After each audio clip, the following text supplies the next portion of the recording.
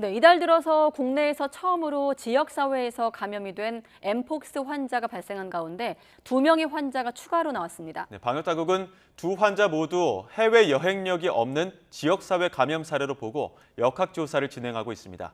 취재기자 연결해 알아보겠습니다. 기정훈 기자. 예, 사회 2부입니다. 네, 그럼 국내 엠폭스 환자가 8명으로 늘어난 건가요? 예, 질병관리청은 엠폭스 7번째와 8번째 환자가 잇따라 발생했다고 밝혔습니다. 두 환자 모두 서울에 거주하는 내국인으로 첫 증상 발생 전 3주일 안에 해외여행을 다녀오지 않아 지역사회에서 감염된 것으로 추정됩니다. 7번째 환자는 지난 10일에 발열 등 전신 증상과 피부 병변으로 의료기관에 내원한 뒤 유전자 검사 결과 양성으로 확인됐습니다. 8번째 환자는 지난 11일 오한과 피부 병변으로 보건소에 스스로 신고한 뒤 확진됐습니다. 두 환자는 격리병상에서 입원 치료 중이고 현재 양호한 상태입니다. 신규 환자의 감염원과 접촉자에 대한 역학조사도 진행되고 있는데요.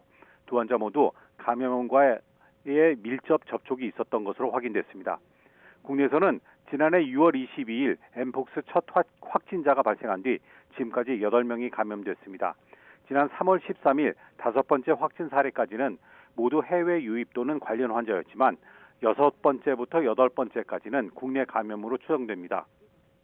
지난 7일 확진된 국내 6번째 환자의 접촉자는 36명으로 의심 증상을 보인 사례는 아직 없습니다.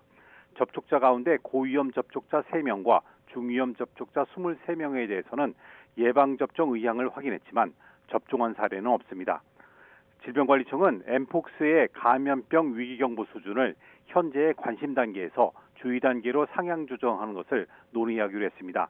그러면서 엠폭스는 대부분 밀접 접촉을 통해 전파되기 때문에 대규모 전파 가능성은 낮다며 모르는 사람과의 밀접 접촉을 주의해달라고 당부했습니다. 또 의료진들에게 환자의 해외 여행력이 확인되지 않더라도 엠폭스 의심 증상을 보이는 경우 적극 신고해달라고 강조했습니다.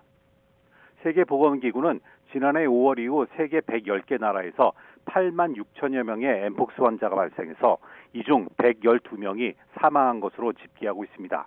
YTN 기정훈입니다.